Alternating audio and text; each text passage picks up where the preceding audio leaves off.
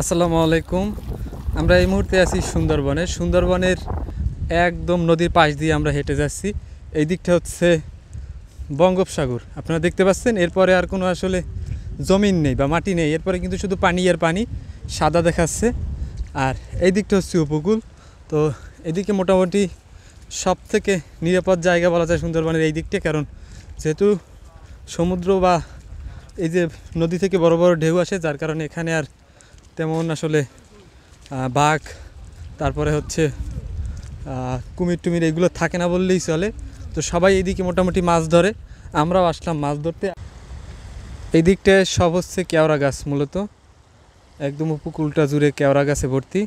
ভিতরে গোল গাছ সহ সুন্দরী গাছ, অন্যান্য গাছ আছে, তবে উপকূলের যে এই অংশটায় মূলত কেওড়া গাছই থাকে। এই যে দেখেন, এই অংশটায় মূলত এই যে কেওড়া গাছই বেশি দেখা যায়। একদম চারদিকে শুধু কেওড়া গাছ আর কেওড়া গাছ। তো মোটামুটি নিরাপদ আছে। তো এখন আমরা যাচ্ছি আগুন পীরের দরবারে। পিছনে আমাদের অনেক বড় একটা টিম। হে ঘর এখন পর্যন্ত পায় নাই খুঁজছে। ওরে মাবুত,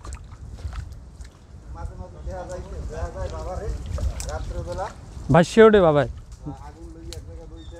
হ্যাঁ, তো আগুন পীরের দরবারে যাওয়ার পরে আপনাদের দেখাবো আমরা পীরের দেখা পাই কিনা। জঙ্গলে যে পীর আছে জানতাম না, তাও আবার অদ্ভুত নাম আগুন পীর। আর এই হচ্ছে পাকা কেওড়া।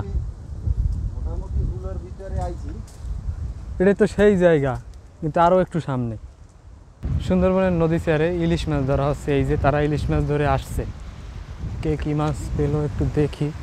এদিকে জাকি জাল দিয়ে মাছ ধরার চেষ্টা চলতেছে।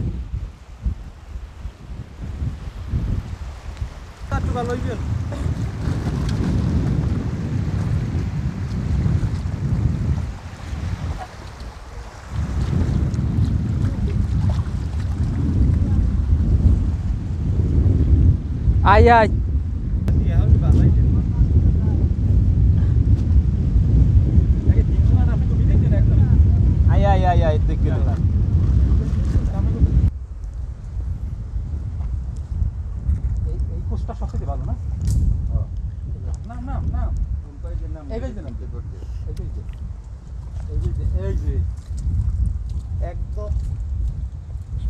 একদম মুক্ত দেখতে লাভ ধরতে হইবে।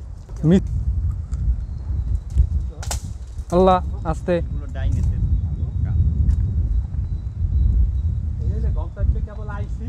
না, ওই কোনার পরে বহুত দূর এখনো।